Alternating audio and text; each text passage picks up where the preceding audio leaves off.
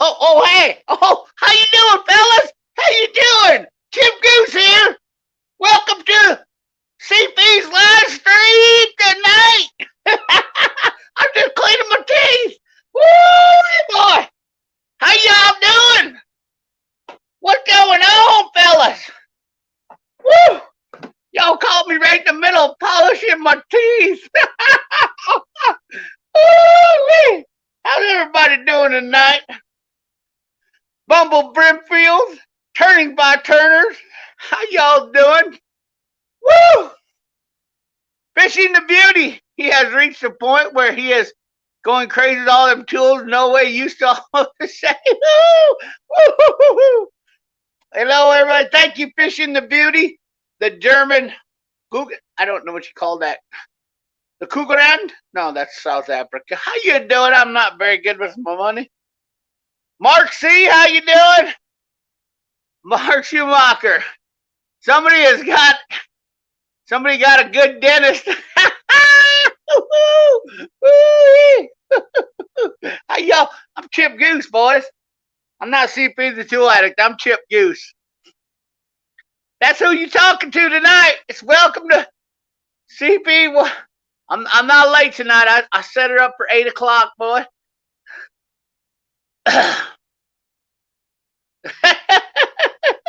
He shot himself in the chin. Ooh, yeah. How's it going there, Kyle Bitch? How you doing? How are you folks doing? Welcome to the stream. I want to thank you. Chip Goose is here. We're going to talk about tools. We got top secret tool hauls tonight. That's right, top secret tool hauls with Chip Goose. Woo!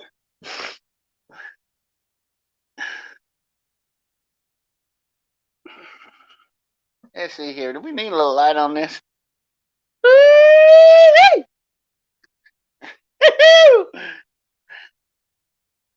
Hey, how's it going, Larry Bartram? Diabolical Occupant. How you fellas doing? Ken Cullen. How's it going, fellas?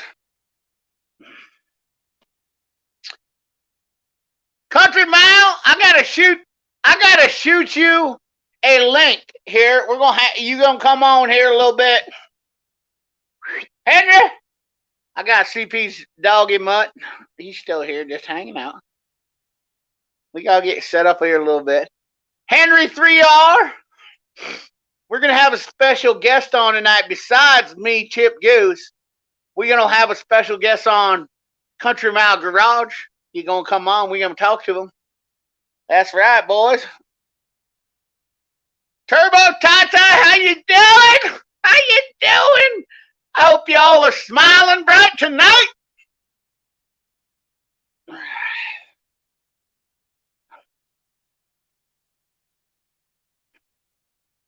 Let's see what we get going on here. Get rid of that. Get rid of that. Get rid of that. Get rid of that.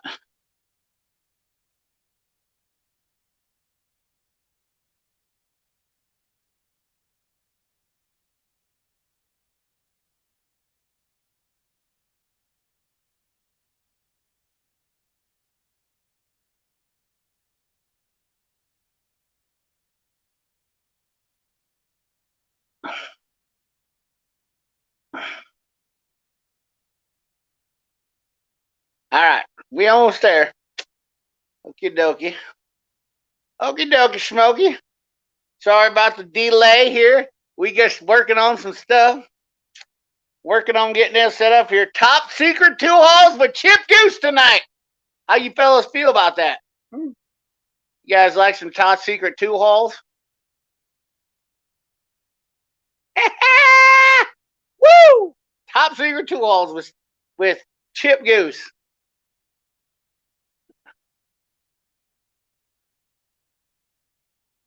All right.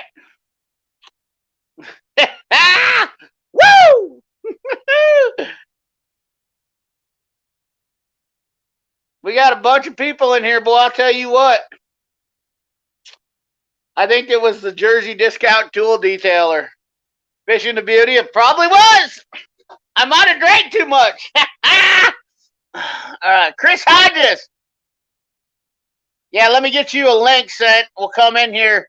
We'll get everybody kind of settled down a little bit, Country Mile, and I'll get you a link sent. Let's see here. Where'd you send me a link to? Instagram? You sent me a deal on Instagram? Woo! Howdy, folks!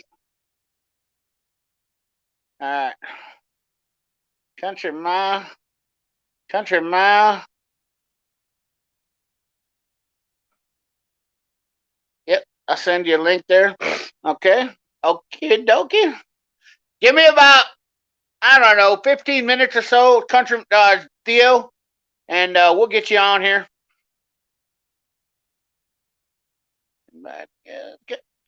Ooh, you got that. All right. That link sent to you, Theo.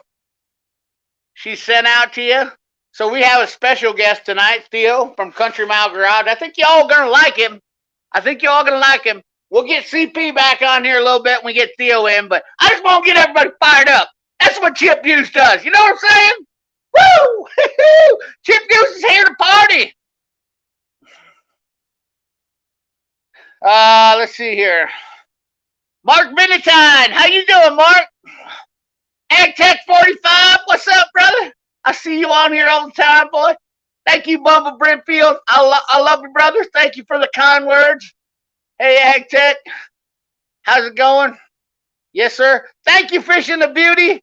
Another 229 super sticker for Germany. Oh, yeah, that's all way over the pond there. Woo-wee, Chris Freeman. And you don't need braces anymore, CP. Boy, that stuff works wonders. You know it does. It works wonders. Woo! Oh, man. Oh, man. Oh, man. We are having a good time tonight, boys. Good time tonight. Man, Tools of Louisiana, Team CP. Good to see you there, boy. Robert, how you doing, man? Hey, how's it going, Anthony Robles? How you doing, brother? Been a long day. I feel like I just got done talking to you. One Mechanic, how you doing, One Mechanic? Oh, yeah, that's right, boy. We got one of the best guys in the world right here, One Mechanic, Dave. Uncle Dave, Daddy Dave, whichever you want to call him. He's the best. He's the best. CP the Tool Addict, I just ordered a couple sets of the Eagle locking pliers this morning. Boy, you are not going to be disappointed. They are really nice. Start having to call you Hollywood. No, I am Chip Goose. I run the show Overallsin. If you guys don't know, I have an Instagram account called Overallsin. That's right, Overallsin. Woo! Hey, CP, how you doing, Brian? Hello, Princess Jamie. Uh-oh. Uh-oh. We got mad. He mad. Boy, you mad, Tarek? Are you mad? Why you mad? Why you mad, son? Right on. What up, Power Stroke Jude? He's a good guy right here, too. Power Stroke Jude, what a great man. Power Stroke Jude, such a good dude. I was on his stream last night, a little too late. Had a long day today, boy. I tell you what, I am wore out. Whew. Turbo Tie, easy does it. How you doing? Luis Ramirez, what's going on? What's up, CP? Everybody, how you doing? Chip Goose, I could swear you have a twin brother. I'm not going to tell you. I'm not going to lie to you. I know a guy. I know CP's really good looking dude. He just ain't quite as good looking as I am. You know what I mean? You know what I mean? Woo! Fred Callan, I know it was Dawn you used to clean your teeth, boy. Oh man, we having a good time tonight. Happy Friday to everybody. It's so good to see everybody in here. 42 people in the chat. Theo sucks. Chip Goose, that's right. Welcome to Chip Goose live stream tonight, boys. We got top secret tool hauls. I'm going to give you guys a little sneak peek of something. You can tell me what it is. See if you can tell me. Let me see if you can tell me. You can tell me what it is.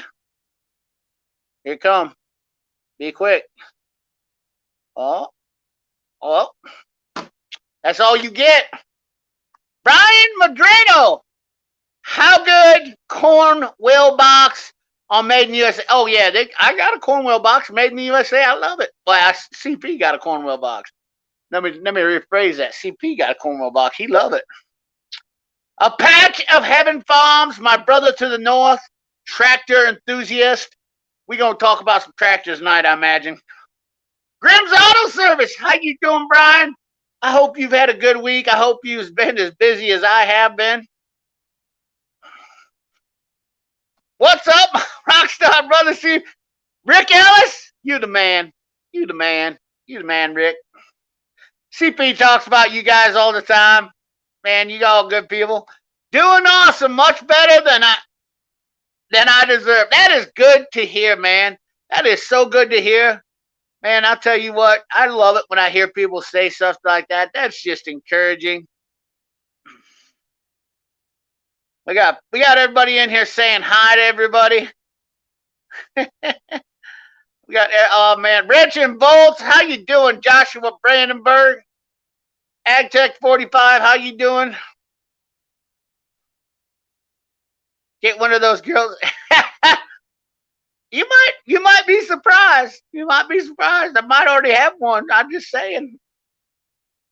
Jude, my dude. Jude, my dude. We got going on here. Let me guess, it's a tool. Bing, bing, bing, you hit the nail on the head, man. I'll tell you what, you ain't kidding. It definitely, well, no, actually, it isn't a tool. That's not, it's part of a tool, but that's not a tool. Oh, man, I got allergies. I think these things make my allergies go. How is the taste of the toolkit? I'll tell you what, Mark. I'm not condoning you to taste it, but it tastes a lot like grapefruit. I mean, I just, it's got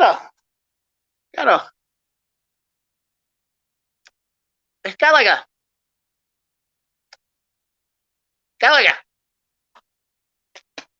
a soapy little citricy. It's kind of, I mean, it just smells so good. I couldn't help myself. So, woo.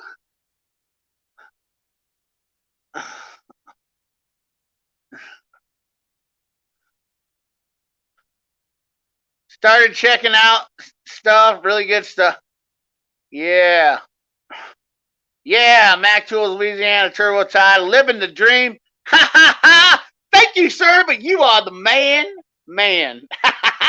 No, Rick Ellis, you are the man. I enjoy you guys. Pat Paulson, how you doing, brother? Another West Coast friend, another West Coast friend out there. Whew, boy, oh boy, oh boy. Am I way behind? Am I way behind again? Todd Whittaky. Hey, I filled my Milwaukee pack outs with gas. Woo! That's what I'm talking about, man. The gas prices, the crisis is over, boys. It's over. It was quick, short-lived. All you had to do was stock up. If you can hit something with it, it's a hemp. Good point. Very good point. I can't argue with that. I can definitely hit something with it. We got top secret tool hauls today. Top secret tool haul. Those teeth do look good on you. I'll tell you what, man. You're so kind, Bumble Brimfield. I tell you just can't. You can't help it.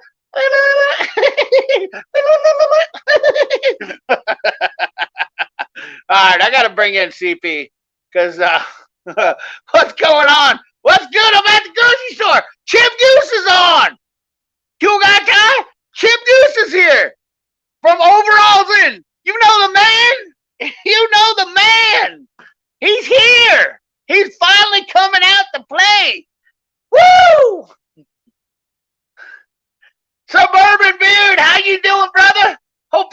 good week, my friend? Oh, my goodness. I was gone to the entire gas crisis of 2021. I got to bring back CP. Hold on a second. We're going to go get CP. We got to bring him back. Don't y'all go nowhere now. Don't y'all go nowhere. We got to bring CP back so we can get Theo on here. I mean, don't you guys leave now. Chip Goose loves you. Remember that. Chip Goose loves y'all. We just want to let you know, Chip Goose loves you all. CP will be right back now. Don't you go nowhere. I'm getting CP, okay? Don't leave. Don't leave. I'm watching you guys.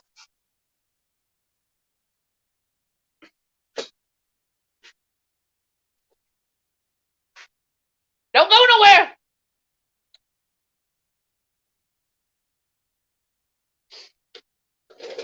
What up, guys? CP the Tool Addict. Woo! How'd you guys like meeting how'd you guys like meeting Chip Goose? You guys enjoy meeting Chip Goose? You've lost your mind. No, I lost my mind a long time ago, man. Welcome to the channel. JD Tico, thank you for stopping by. The Jersey Discount Tool Detailer definitely has changed my personality. I mean, maybe it's got more properties to it than we know. It's got healing properties. Just got home from Cedar Point. Oh, that's a great place, man. That's my favorite show. Hell yeah. Oh man, look at this stuff. He spent hours filling all his pots and pans with gasoline. Would be happy to. I haven't even seen the stuff, but I've heard all sorts of craziness about this gas crisis. Yeah. Gilman! Howard Gilman, how you doing, buddy? Hope you're doing good, brother. NM Tech. Okay, now I'm out. Just kidding. Bill Beckett, how you doing? We got Theo coming on tonight. Theo from Country Mile Garage. We picked ourselves up a new hat today in the shape of an Iowa. Hey, look at that. Matco guy had a pretty nice. Getting ready for a $10 Civil World War discount sex changes is over, kids. Absolutely. New day, new day, new crisis. That is definitely the name of the game.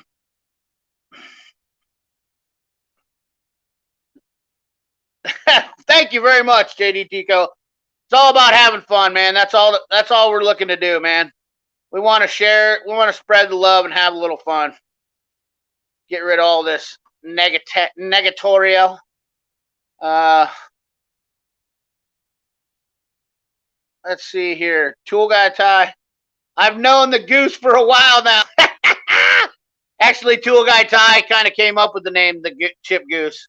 So credit to him. He was kind of the guy that came up with the name for Chip Goose when we would hang around on some Discord chats and whatnot. And Ty kind of came up with the name Chip Goose, so the credit goes to him 100%. So he was the one that he birthed Chip Goose out of his lips. I don't know. That sounds weird. Whatever. Loved your video. I didn't get a chance to watch his video today. I literally just got in the door. I had a doctor's appointment today, so it's been a crazy day. Another crazy day. Let's see here. We got Theo coming in, like I said. I want to drink some Jersey juice. I think we need to come up with a mixed cocktail that's JD Tico based. You know, like we need to come up with a drink called the Jersey Discount Tool. Maybe a little green, maybe a little yellow. I don't know if that's even possible. We'll have a shot on Fridays. Checkmate. CP, what up, man? Your teeth still shining white. What a work week. I'm ready for more. Yeah, absolutely, man. I am too. I don't even know if we're going to make it a full show tonight because I am beat. I was up late last night. Oh, we got guest on. We got guest on.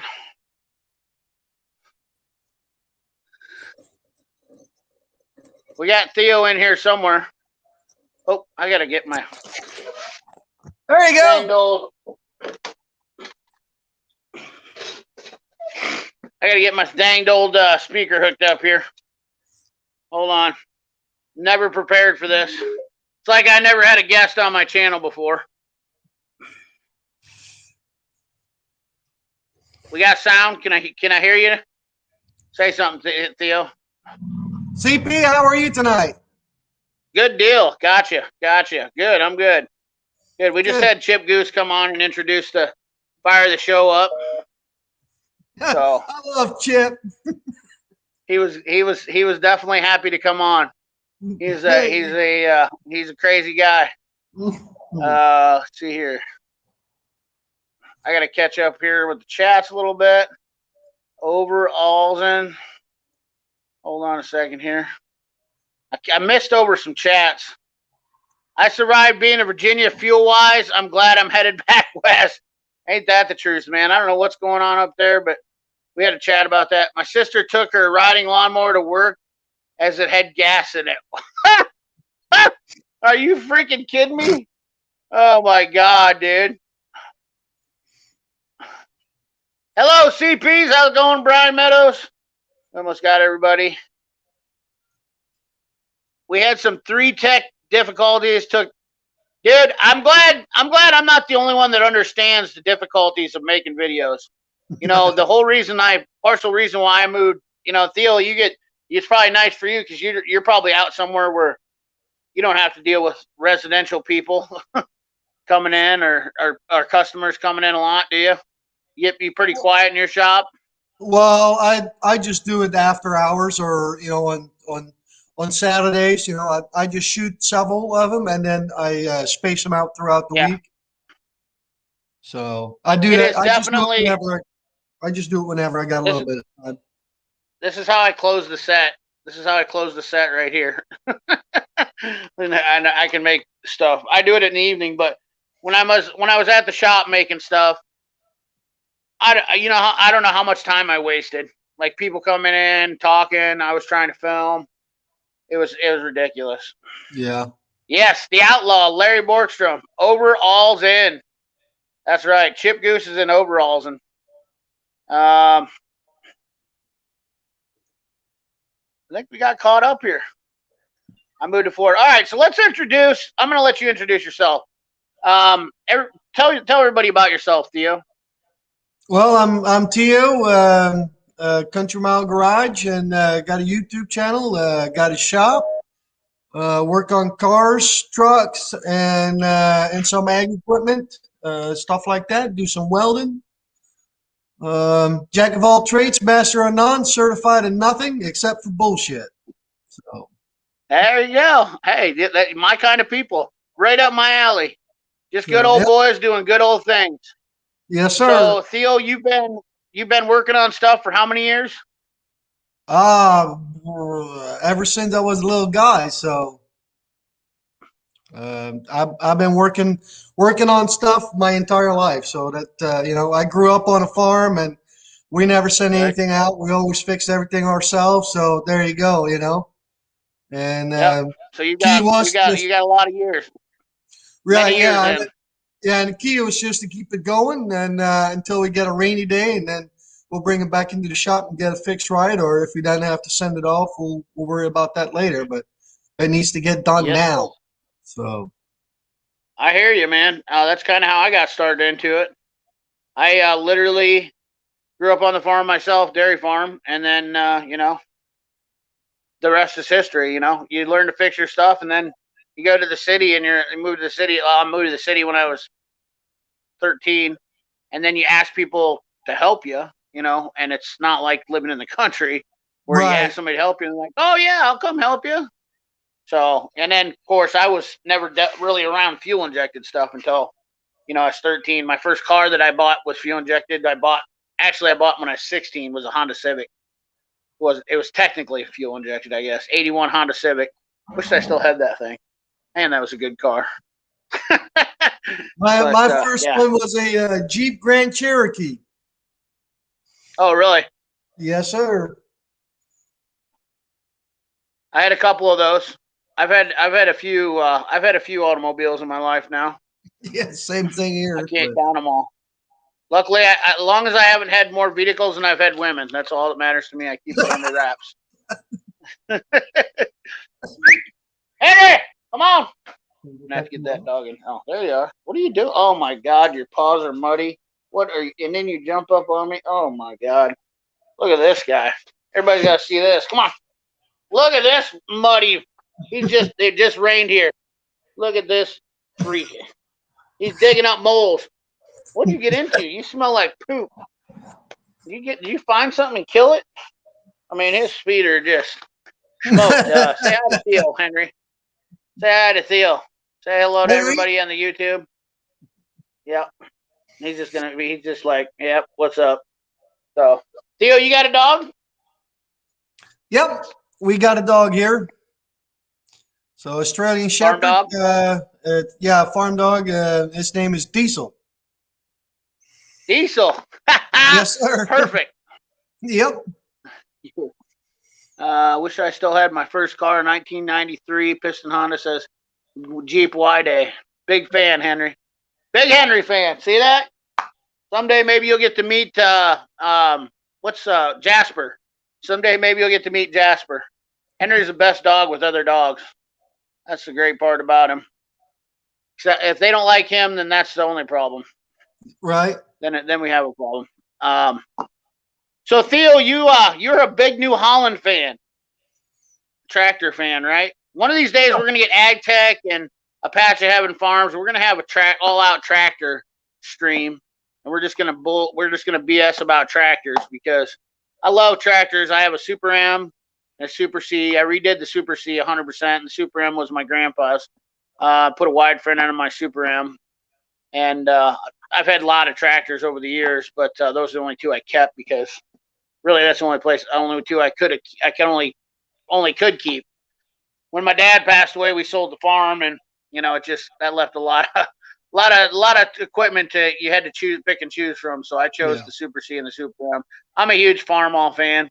I just always have been. Grew up on them. My grandpa actually started farming with an F12, and then bought an F20, and then bought I can't remember if he bought what did he buy? He might have bought a C, and then he bought a Super H, then a Super M, and progressively went up the ladder, whatnot. But that's just how it goes. So, how many you work on primarily? What mostly though? Cars, diesels, trucks, or a good mixture? Mostly, well, around here we're in the country, so it's a lot of SUVs and pickup trucks. So, SUVs are gas, pickup trucks that's a toss-up, gas or diesel. So. Yep. So that's what I mainly work on. Yep. You got some cool tools we were watching last night. It feels like I just got done talking to you because it's literally been like, it's literally been like. Stream, though. I got 4 hours of sleep. Not gonna lie to you. I mean, I feel like I look like crap because I feel like crap, and it's gonna be. I'm gonna tell you right now, it's gonna be a short night here on the old stream because, at some point there's a good chance that I could start falling asleep because it was a rough day. And now it rained towards the end of the day too, and that just put a little damper on everything, just because I had to rush to get some things done that I was working on that were outside a little bit, and it's been chilly. Yep. It's just one of those days, but I'm glad, I'm happy to have you on, Theo, because I haven't been able to watch a bunch of your stuff on your channel, but I've obviously watched some of it, and I like your content. I like you. You're a good dude. And everybody hasn't checked out Country Mile Garage. You definitely want to do that because he does some good stuff and no BS content. Going to give you good, legitimate stuff, And we were talking about this last night about spreading the love on YouTube, and I am all about spreading the love on YouTube. Now I know not everybody's going to go over and subscribe, and that's quite frankly biggest thing is you want to watch somebody's content. We're not looking to give out subscribers just to have subscribers. Right. Definitely want somebody to, you definitely want people. But Theo puts out some really good content. He's got some good information, and he's made some pretty cool tools. You want to show him your Milwaukee tool you made? Oh yeah, I can. Give me 1 second. Since JD Tico has been in here, kind of watching, this is something he needs to send out to Milwaukee and say, hey, look, fellas, you need to get your rears in gear, because this is a pretty cool tool. Tell us a little bit about what you got going on there, and you've actually done a video on this too. So yeah, so I done. It's the Milwaukee Fuel Long Reach, and I bought the quarter. I bought the 3/8 first, but the head was so big, I just didn't really care for it. So I grabbed the 1/4 inch, and then I put off the non-fuel, I put the 3/8 head in there, and it needed a little bit of modification, but it fit right in there, and it's been doing really well. I mean, you can tell it's been used a lot. I mean, it's my go-to right here. So that's awesome. I definitely like it.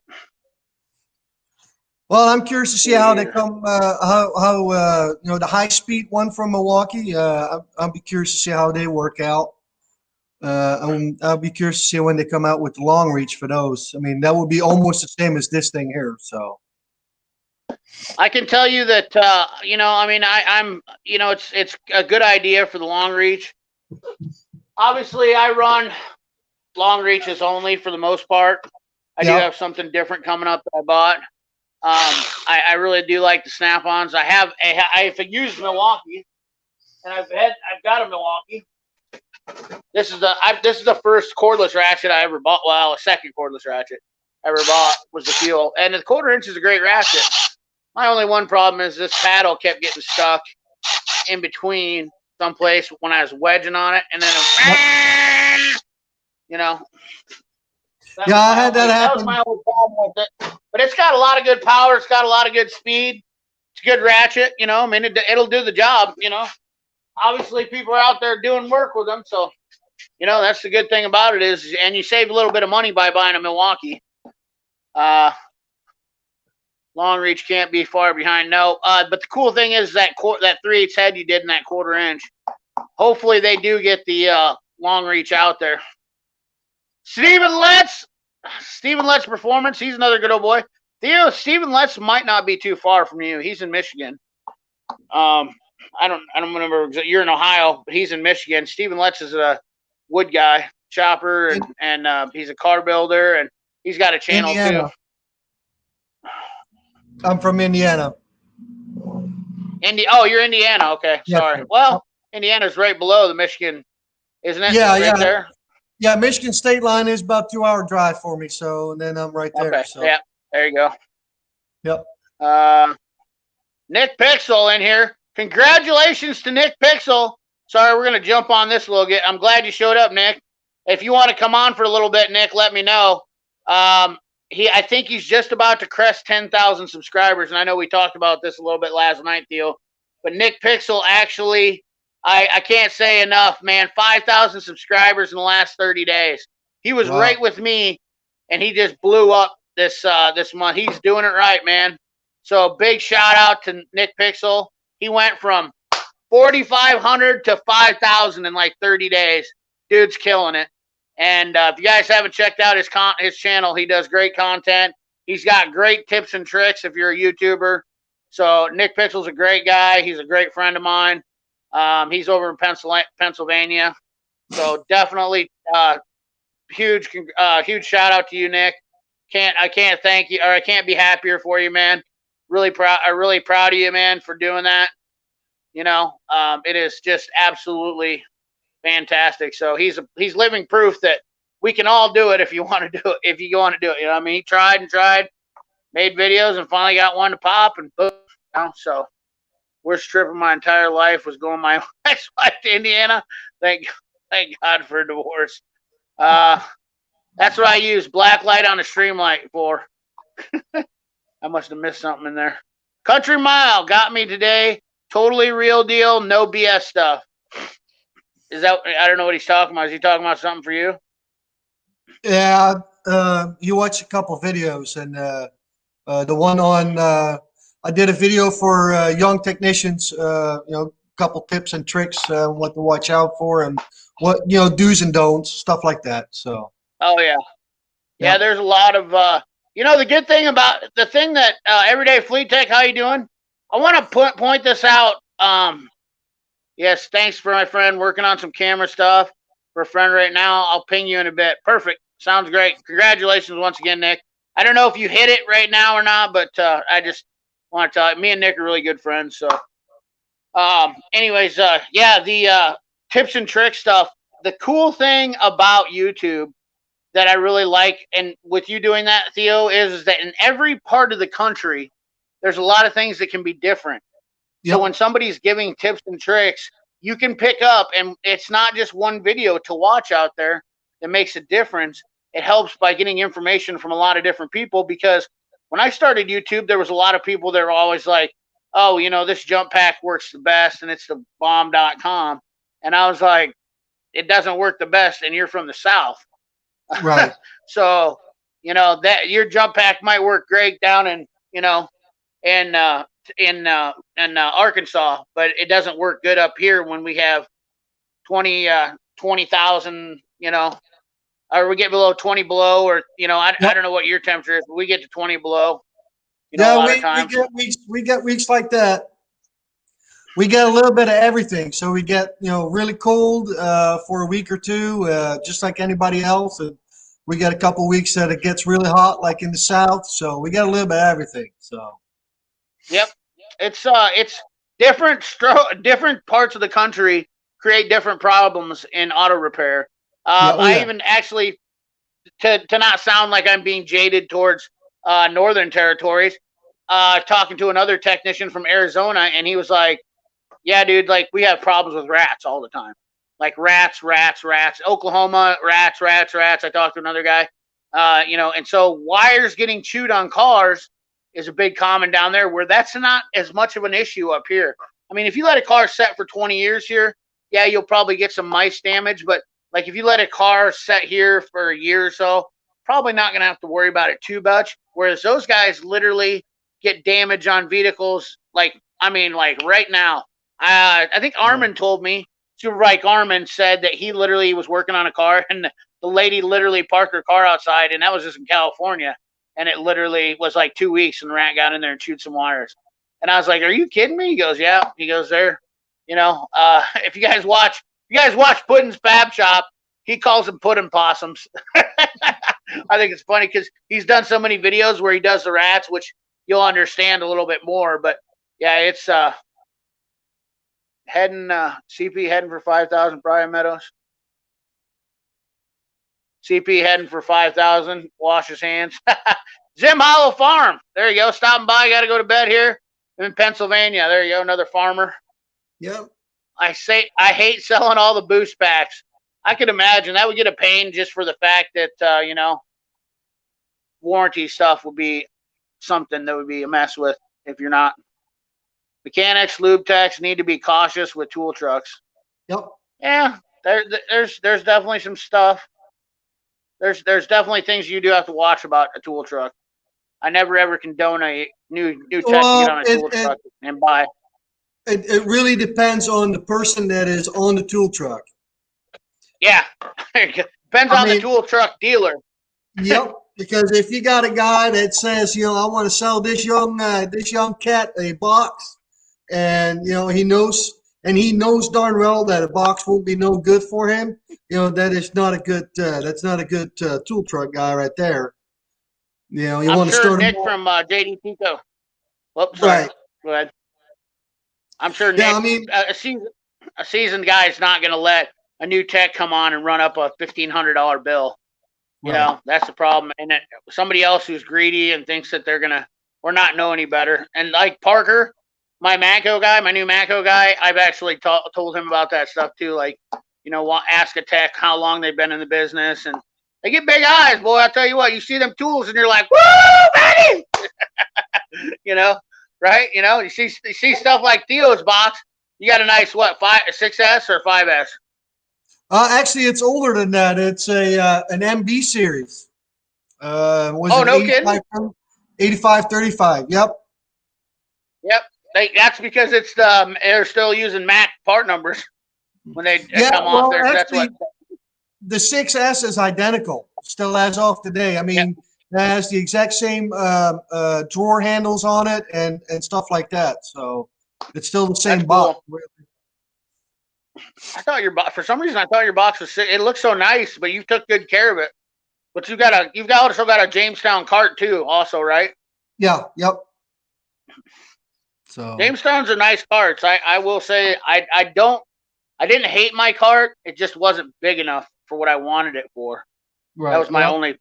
But it's not a small cart neither. And they do have the best pry bar cut out for your longer handle pry bars with that Yep. dip there. I've looked at every one of them, and Matco by far has got that figured out.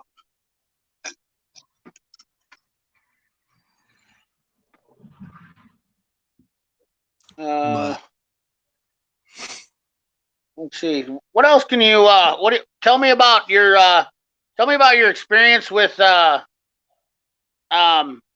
far as what you're doing to keep up with, like, are you just kind of sticking to the basic stuff? Or are you moving into a lot of diagnostic or just kind of light diagnostics? Do you have, I mean, I can understand where a guy been doing it as long as you do, you don't really need to get into doing a whole lot of diagnostic stuff. I mean, I'm sure if you have to, then you do it. But tell me about what you're, as far as you catching up with the industry.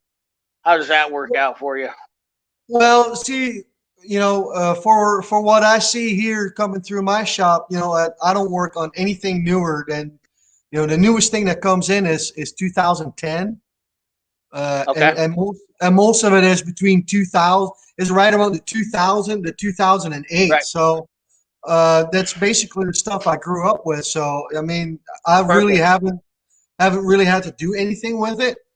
And if you do get that one car, just take your time, and before you know it, you get it figured out, and then you know it for the next one. So, I mean, I never Makes went to sense, man. school for any of it. So, I mean, it's all self-taught, and that's the way I do it. Is I go on Google, I go on YouTube, and stuff like that, and I just look it up and check several sources, and then I just start trying and see how it all comes together, and then I know what works and what not, and there you go.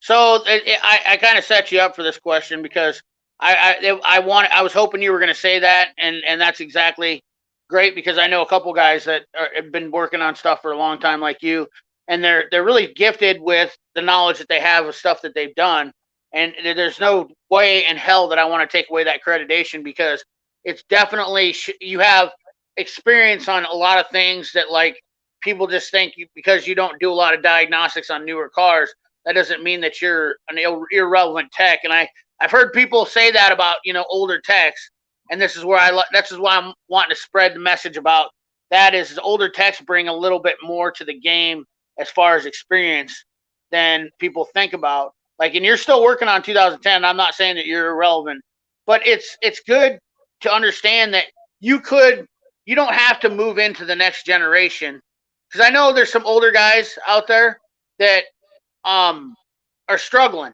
They're struggling with the new generation of vehicles and whatnot. And I get it. And why would I want to go to school? If I'm 55, I'm not going to go to school and I got 7 years left before I retire. It's like, I'm not going to spend a whole lot of time, but you can or you cannot.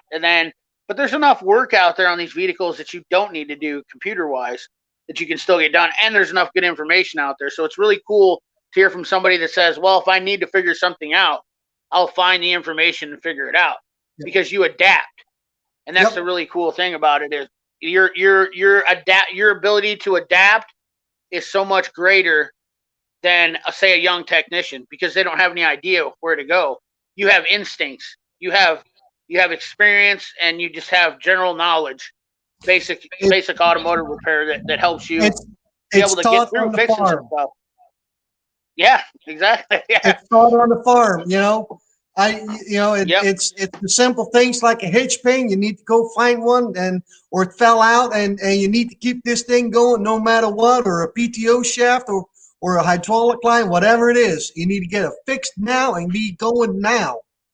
And you get really, And you got, and then as soon as you get that mindset that anything is possible, you look a little different at things. So yeah, I love it, man.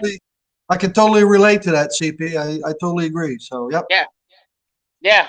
That's the cool thing about having somebody like you on, because you're so much different than a lot of other technicians on YouTube. You started a YouTube channel. You're no spring chicken, but you're not scared to get your hands in and get it dirty. And this is the mentality. We were kind of talking about this last night. The mentality of us, and I'll clump myself in with the older generation because I've always got along with older people. And I'm not, I'm not trying to offend you. So hopefully, if I'm saying older people, it doesn't offend you. I know you're No. not terribly old, but I mean, like, that when people are out there looking at channels to watch and getting relative information, you need to understand that you might be able to pick up some stuff from these guys that have been around doing it for a while. And I've always appreciated, and like we were talking last night, I worked side by side with guys that were in their 40s and 50s when I started into this game, and they definitely have a lot of knowledge from their experience and their years of doing this. That's something that is overlooked in this Yep. automotive industry. So, Well, on the end of the day, it's still an engine, right? And the basic concept right. still applies, right? Only difference Yep. is there's a Suck, bang, couple more close. wires, and that's it. And as soon as you Yep. realize that and understand that, I can't see the problem. Let me put it that way. So, yeah. Well, Pat Paulson is offended. Thank you for the 1999 super chat. That's awesome. The FUD did just wash. I don't know what that means. Thank you for the 1999 super chat. Whoever for that coming in.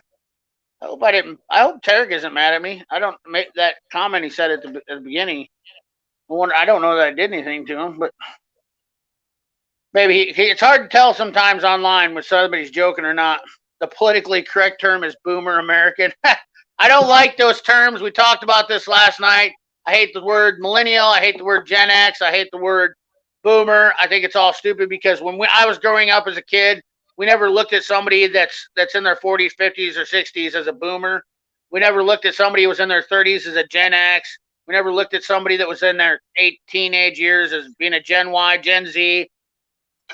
All that stuff to me seems pretty stupid. It seems we're segregating people when really we should be working together. Yep. And the positivity that we can pick up from doing that. I just, that's what I don't understand. Like, here, I appreciate Theo. I appreciate a multitude of guys.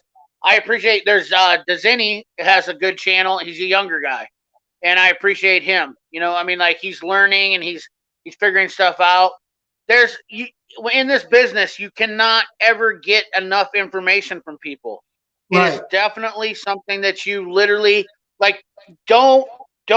I mean, there is some bad information, but I think once you get along the line of some good people and do some good things, you're gonna find yourself in a good group of people around here. Like a lot of guys that I talk with and do stuff with, they give out quality information. They've got something to add. You've made a multitude. We're talking about homemade tools. How many homemade tools have you made? You've done a couple videos. You did your own we got a tap and die shortage coming up, and you did a rethreader. Showed us how to make a rethreader out of a number 8 or a grade 8 bolt, right? Yeah, whatever bolt. Yep. Got a video on that. Theo has got stuff on his channel that if you're looking to, right on. Tarek did come in. I don't know if he's joking or not. He's got me wondering. Great CP. Never heard of that crap growing up. Exactly. It's foolish. It just really is foolish. And I think that, like, I want to be positive and I want to bring everybody. You know, like if I want to have a shop, I want to have a guy that's going to be working next to a guy that's been doing it for. I would love. I mean, like there's so many guys that were, ready to retire when I started into this business that were just, they were great. And they gave me information and helped me out. And it was just like, why can't we utilize that instead of, saying, oh, well, this guy's just old. He don't know what he's talking about. I don't understand. And it's not a huge deal. Like I don't see a bunch of people doing it on YouTube really, but I have heard a couple people say, I've heard a couple younger guys say, oh, well, that guy's just old. He's got old tools and this now. I got old tools. Like I've got Ford distributor tools that are obsolete. Like, like people, and distributor wrenches aren't obsolete, but like I had a guy come over to my house, a younger guy come over to my house. He goes, what are these? And I go, they're distributor wrenches. He goes, what do you need those for? And I was like, for distributors. He had no idea what a distributor is. He's been working on fuel injection cars for the last 5 years, and he's all coil packs and whatnot like that. Yep. What's up, Superbike Armin? Stephen Doolittle in the house. Give a couple shout outs real quick here. Anthony Robo, CP in the Tool Addict. New generation struggles with old vehicles. Yeah, absolutely. And that's the thing about it is we need to pass that information back and forth. That's the thing is we got to keep this information alive. The younger generation can help the older generation and vice versa. I mean, it goes both ways. Yeah, we got to keep this. We got to keep this. We got to keep this all together. Yep. Rats versus salt and rust. Hard choice. I agree with that one. See you later, NM Tech. Good to see you, brother. Thank you for stopping by. So, do you work on a lot of tractors too? Well, I used to. These days, I stay more at home, so it goes both ways. I stay more at home, so therefore I work on vehicles more than on tractors. So I'm young, I can do all that, but I started out on antique tractors. Exactly. That was a good way to get going into it. BSS, Brandon. That's a killer deal. That's a killer way to get started into it. Get into the. I mean, there's guys on YouTube, Junkyard Digs, and Thunderhead 289, Dylan McCool. They're all younger guys. They're really good with carbureted stuff. So there's definitely guys out there that are pretty good with that stuff. Yep. All right, he's not mad at me. I didn't know what was going on. When I dip, you dip. I put my hands upon your head. Okay, I knew he was joking. All right. Thank you, Tarek. You had me going there for. You had me wondering there for a second. I didn't know if I did something wrong. It's hard to tell, man. You just can't ever tell. Tarek's he's been such a good friend. Oh, geez, Superbike Armin. Dude, thank you, brother. Appreciate it, man. You're awesome. I hope you've been doing good, man. That's you're too kind. And we've had a busy week, and I don't even know what to say. You guys that are super chatters are awesome, always, man. I don't know what to say. I feel like I owe you guys so much more than a freaking live stream. Tarek, you are so sexy. You got a new tool. Oh, look at this. We got Torque Test Channel. Torque Test Channel. The greatest channel ever. Yep, good stuff. Dude, Keep up the good work, guys. Yep, Torque Test Channel is definitely awesome. They are definitely killing it. It's really hard to compete with Torque Test with all these other, back in the day. If Torque Test Channel, I got a question for you too. We need to. I don't know. Like back. That Real Tool Reviews. I was watching one of their videos on the DeWalt DF or DCF 899, and their numbers versus your numbers were different. And I'm curious. He was using the Skidmore Wilhelm. This is the problem with torque stuff. There's these numbers get skewed, and that's why they come out with this stuff. Like, for instance, the new DeWalt Impact, they come up with a 400 foot-pound rating. How did they ever get to that point? And I'm curious what your thoughts are on that. torque test channel because I think it's an interesting topic of differences in torque tests. Like I like your torque test because it's putting value into it, whereas Skidmore Wilhelm seems like it's set up to actually give. I think it's set up more geared towards being the most positive outcome. You know, My opinion about popping. Go ahead. No, I just seen what he's the torque test channel. It was just interesting. I don't denote the numbers on the torque test channel, but I thought it was interesting when I looked at it on Real Tool Reviews because he showed that impact when that impact came out 5 years ago. It was the top dog. I don't know if you've known that, Theo. Like the DCF 899 was a half-inch drive big dog. When it came out 5 years ago or whatnot, it was the big dog. And it was. But he's using a Skidmore Wilhelm, where these guys are using a hydraulic. RTR gets the bolt breakaway and nut busting 1,000 plus numbers somehow. When nut busting is actually loosening, so not sure how. Yeah, exactly what I'm saying. That's why I was like, huh. It's interesting how different when people look at these torque tests because they're so skewed, and this is why I like the torque test channel. Is because that, and I see you guys at Super Chat in here. Don't worry, I'm going to get back to you. I just it says the torque test channel's in here. I thought it was great. It's great that I get to talk to him about this right now because I actually said before they did a video on this. If you watched my video, which I did my video when I got this beforehand, and I said I couldn't tell the difference between this and the Milwaukee. And I'm not saying that I'm a human torque test channel, but Theo, I think you know as well as I do. When your experience is experience, you can tell when something doesn't have power and something does by when you're using it. Yep. Like you kind of, your Milwaukee's got power. Right. Because you use them and you're like, but I know that my air tools still have more power than my cordless tools. Yes. So it's like, it's an interesting topic. I really thought it was something that was, I was thinking about it. See, that's why I like the torque test channel so much. They test everything. And see, on the end of the day, numbers are numbers. As long as these guys, for example, test every brand and do the same test, therefore you can actually compare. So then it don't matter what somebody else says because even if they do it different, as long as they do it the same every time, you get the right results to compare one to the other. And I think that is the most important thing. And, on the end of the day, numbers are numbers. And, you can say, oh, this one has so many foot-pound of torque. And on the end of the day, as long as you stack them up the same way as what those guys do, and that's why I love them, because they do a really good job and they're very consistent. I think so, too. Right. And then they make that little schematic, which makes it, you can instantly see, what is the difference and who is better. And that's what I like about them. The hammer, the air hammer one, genius. That air hammer, absolute genius. I mean, I can't even tell you like how freaking phenomenal that thing is. Like, I would have never came up with something like that, but I think that's absolutely.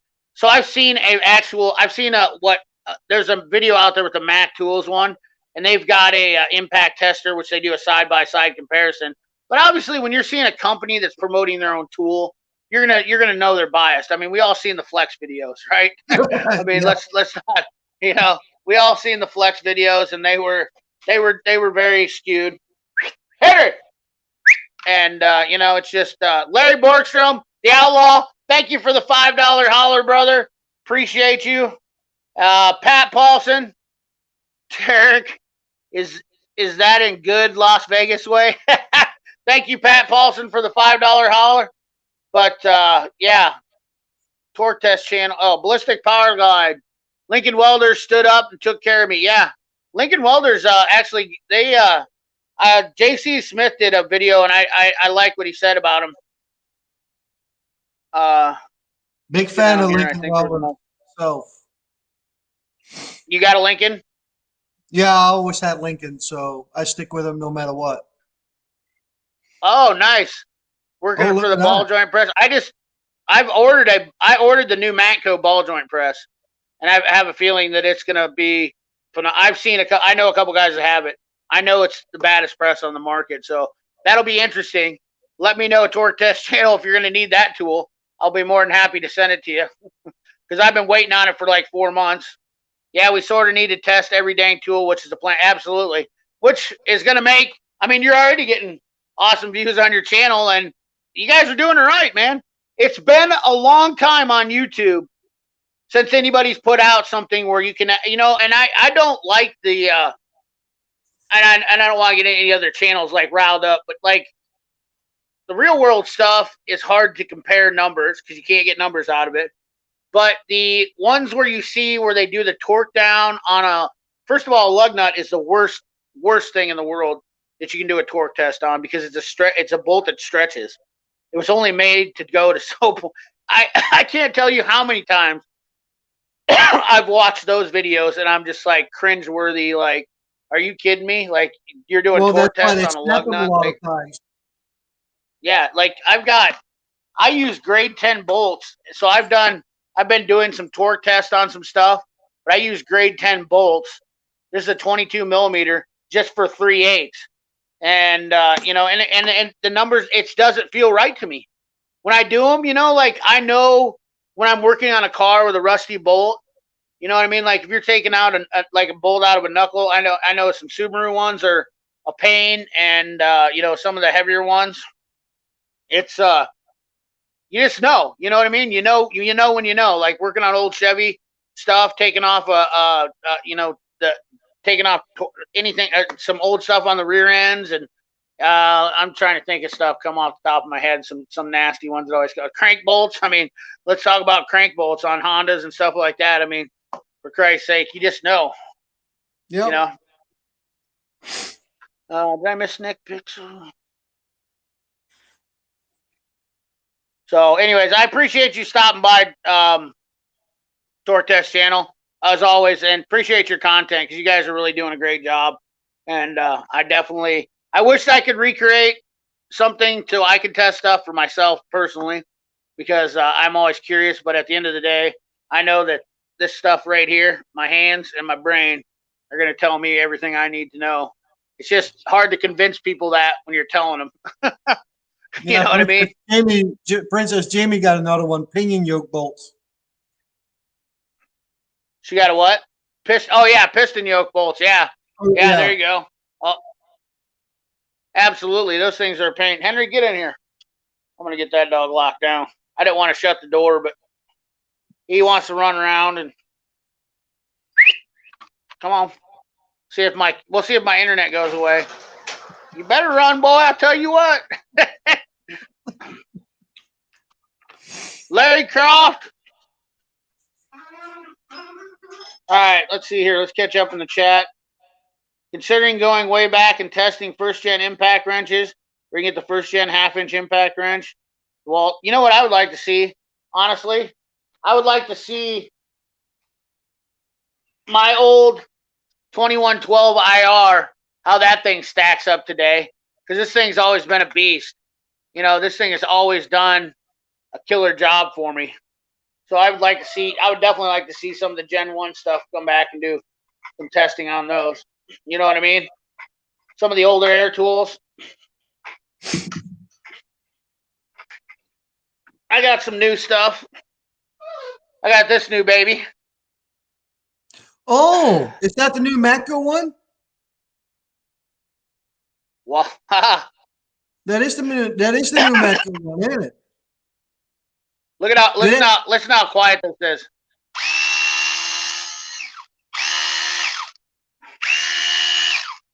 Pretty quiet. And the best part about it is the selector switch. Yeah, let me show this. This is the best part. Holy shit! You can change that on the fly. Yep, that's just like the flathead ratchets were. Exactly how the flathead ratchets were built. I will say the torque on this. Yeah, this is a 1/4 inch. That's all I got. Compared to the Snap-on, surprisingly, the difference is not too bad. So this Huh. is almost like a long-headed ratchet, but the best part is you can reach up. Yep. You know, this thing is so much faster on the fly. I will say my Snap-on definitely has more torque than this. Torque Test channel is going to need to have to wait till they start doing ratchets. That's one I'm sure is going to come up on their channel. But man, I'll tell you what. That's, So does Matco make that one in 3/8 as well or not? no, it's only in 1/4 inch right now. But I personally use way more 1/4 inch anymore. 1/4 inch is one of those deals, and ratchets don't move the needle. Yeah, I could see that. Ratchets don't move the needle, Torque Test said. I could imagine that. It's very fickle because they're so low foot poundage. Especially this is only a 42 foot-pound. I was doing some tests on it last night. It will not do, I don't think it'll do 42 foot-pounds.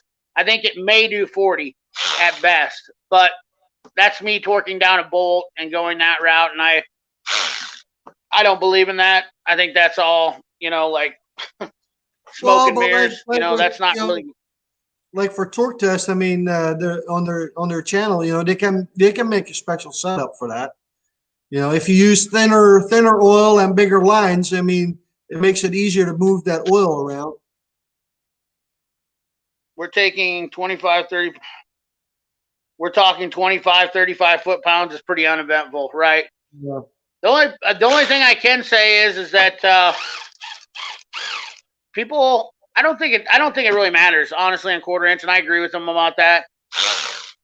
This one has as much power. I think the Milwaukee and the Snap-on are pretty equally matched on this end for as far as power. But this one definitely doesn't. This one's rated for more than both of them, and I don't think it'll do it. But I will tell you this much: the 16-volt batteries, the charger charges stupid fast. The fastest charger that I've ever charged, ever. Like these things will charge fully in 45 minutes from empty. So I drained the battery completely and charged it, and it charged fully charged in 45 minutes, like really fast. Like they're crazy. And maybe there might be some that are faster. I don't know. They charge faster than my Snap-ons. I can tell you that much. Yeah. Well, I wouldn't mind to see something like that in 3/8 and long neck version. I will be all over that like stink on shit. Is there a 30% coupon at Harbor Freight? And I'm a DIY. Should I get the Earthquake ratchet cheap? I heard they're discontinuing Earthquake, so I would not. I would stay away from it. Honestly, that's what I was told. The machine can measure it. It can measure your wrist turning it at like 2 to 5 pounds, but it's really boring. It's a 1-second test. Gotcha. Huh. I'm kind of intrigued though. I gotta tell you, I'm kind of intrigued. I don't know about anybody else in here. Who else would be interested in seeing? I don't know. Maybe there's not many ratchet tests out there. Maybe they don't do it. Hose clamp pliers. I have restoration I'm working on and want to be using either. Not a problem. I can school you on some hose clamp pliers, sure. So I have 3 different pairs of hose clamp pliers. I started out with the original. Astro was the original manufacturer of the hose clamp pliers. There's definitely several different types. If you're talking about the spring clamps right here, Mayhew makes these for Snap-on, I'm pretty sure. These are the best of the best, in my opinion, because Snap-on warranties these even over Mayhew. They are kind of expensive, but they warranty the cable on them. And I can tell you the one thing that pisses me off about these, and I don't know if you have experience with them, Theo, but the cable breaks on them after a while. They break all the time. So, and then there's also, I have the Bullnose spring clamp pliers. Let's see here. Oh man, there's so many different pliers. You probably have some of these still. Let's see if I can find them. Nope. These are for the ones old. Oh yeah, I got some of those too. Yep. You use those a lot? Yep.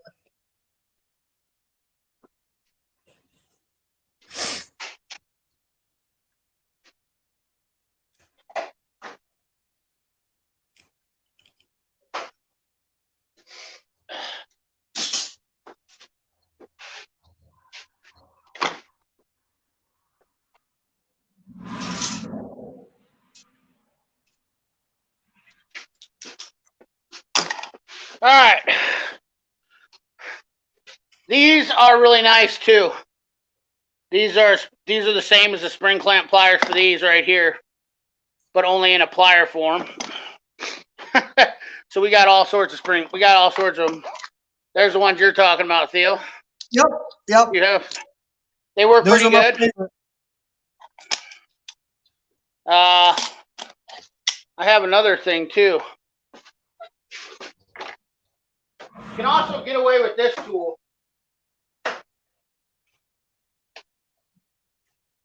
Let's see here.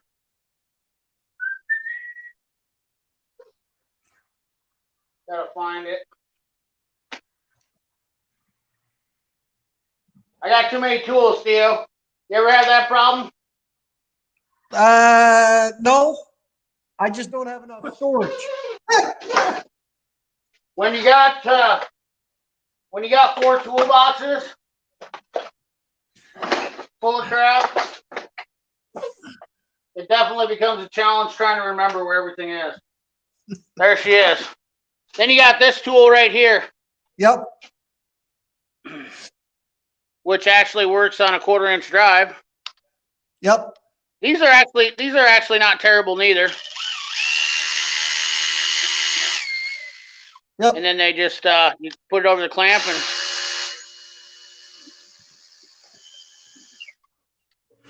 those aren't too terrible neither. So there's a lot of different options out there. This one cost you about $20.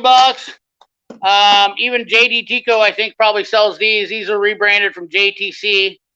And then these are obviously snap-ons, but these are a different style because they go for the wire style clamps. You know which one I'm talking about, Theo? Yep. The wire style. Yep. Yeah. So these are nice for those. I don't even know. I think that might be it. I might have another pair of wires. Yeah, wires. I really like these.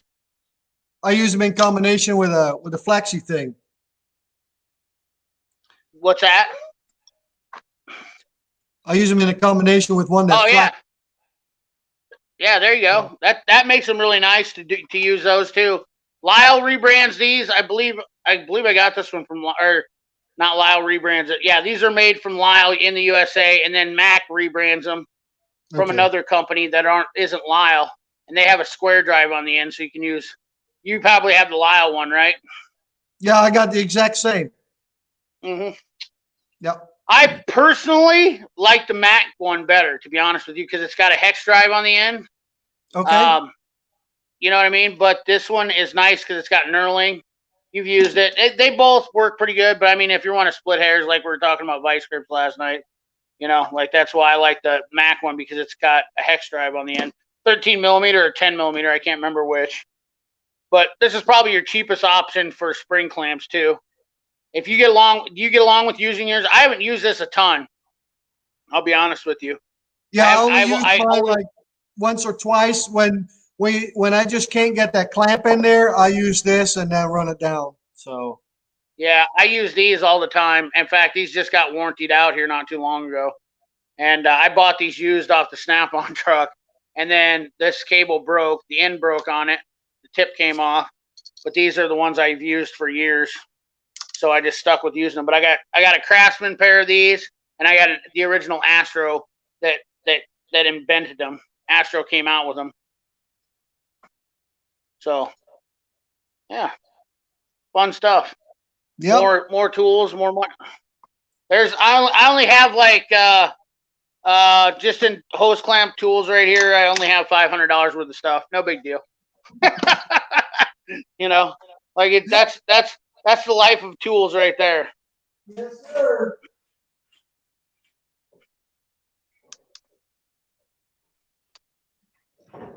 I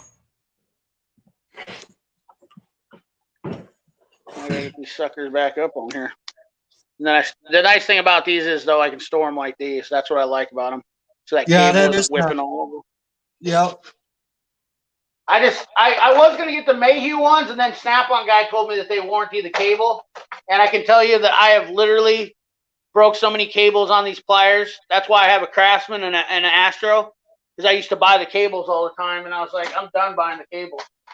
You know, like I'd rather spend the $150 on the Snap-on truck and get them warranted.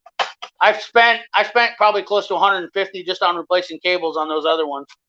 Oh, So wow. it's yeah, they're not the greatest.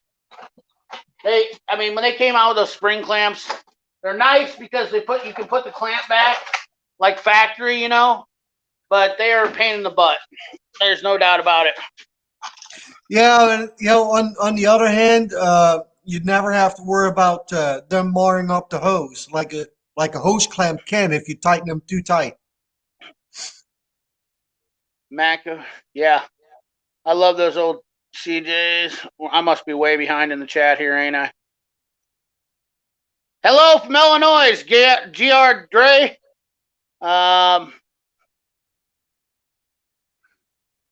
Only 32 likes. Hit that. Oh, there's 40 likes now. Thank you, Larry Borgstrom. Appreciate you. I always figured females would make great mechanics because they seem to pay. I'm not going to lie to you. There's a lot of good female mechanics out there, and you're 100% right, Larry. There's no doubt about it. My welds aren't near good enough to take advantage of too much adjustability, high frequency start. Andrew Rasmussen, how you doing, Andrew? Get with it. I'm still using my channel locks on hose clamps. I need to get with it. Hey, I'm not going to lie to you. I'm going to break them out again. Look at that. I still use these. The deep teeth in these for smaller hose clamps works pretty good. And there's nothing wrong with using channel locks too. You can get by with it. The problem is when they slip off, they suck. Yep. You know what I mean? They snap your fingers and all that stuff. Tony Crow Tour, what's up, man? How you doing? Mr. Goodwrench, here's a life lesson. Buy what works for you. You will buy some that do, some that don't, but increase your technical knowledge on what you're working on. Your mind is your best tool. I always 100% do that. The older I got now, I buy more tools to find out what works best for me and what I want to work best with. So yeah, that's why I have that's why I have an excessive amount of tools, because I'm in constant search of the best tool. If I use this ratchet and I don't like it, and I've already made the commitment to understand that for me, and this is for you young guys, listen up to this, because I buy a lot more tools than probably the average bear does, and it is not condoned for somebody that's younger to do that. But I'm old enough now that I'm finding things that are like I'm just tweaking my tool. You know what I mean? Like I'm just tweaking my tool skills. Like have something that works a little bit. Theo, this is a good one. Since we're talking about this, how many times has it been? And I know you've made some tools, but how many times have you used a tool and you said to yourself, "This thing just doesn't work good enough. Like it could be better." You know what I mean? Like this goes right along with what Mr. Goodwrench is saying. Like, you're like, oh, this tool is just not good enough. And then you end up making something that works better. Yeah. Well, like that Milwaukee ratchet. Right. There you go. Point. Exactly. Yeah. Bingo. Great point right there. You got it. And you were like, I like the 1/4 inch and I want a 3/8. So you took the head out and put it in a 1/4 inch. Yep. What'd you do? Buy an extra head kit? Yeah, I mean, because you can just buy the replacements because it's for the non-fuels. Yeah, that's a great point. Big Fits. Thank you, Pat. Thank you for the $10 holler, brother. I appreciate that. Absolutely awesome. Dennis Acosta, 3-piece magnetic brake retainer spring tool set. Hmm. That sounds interesting. I don't know if he's talking about that new snap-on one.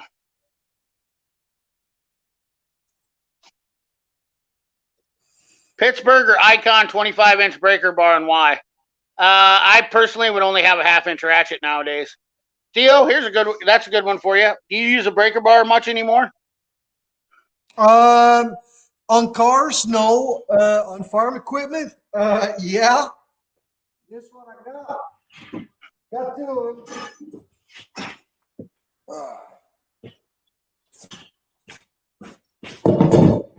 Personally, I find myself grabbing. That's my half-inch one right here. And it's been broken so many times, I just keep welding nipples on. So, Your half-inch breaker bar? yep. I have not found one that can withstand the force. So,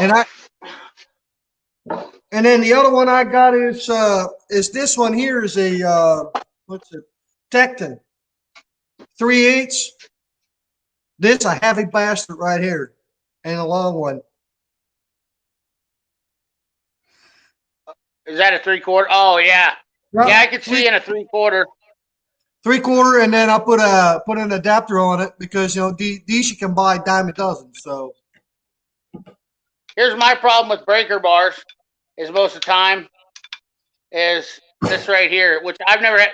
Armin sent me this breaker bar, and I only had one smaller one, so I've never really used them. But there's a difference, and I trust my snap-on ratchet as a breaker bar because it gets the job done every time, and I've never had an issue with it. It'll do the work. When you want to crank down on it, so if you can get a 26-inch ratchet, generally speaking, I go that route. What's your opinions on that, Theo? Well, if I got a reef on it, I hate to break ratchets. So, and then breaker bar, I really don't give two shits about it. So if I break the breaker bar, who cares? I weld that sucker right back up and go back at it. But my ratchets, I just can't cross my heart to break them intentionally. Let me put it that way. I've stood on this thing. I have literally stood on this thing. My big but behind has stood on this ratchet and jumped up and down, and it's never broke. And I trust it more than I do my breaker bar. No kidding. No joke. Wow. Because I've twisted the heads off the other breaker bars, like the shorter ones I had. I have that 18-inch one, and I've twisted the heads off like you're talking about. Granted, it was a SK, so I just got it warranted. But, yeah, exactly. I've twisted the head off of it, but I got it warranted and got it replaced. But I feel like they're not as strong now as some of the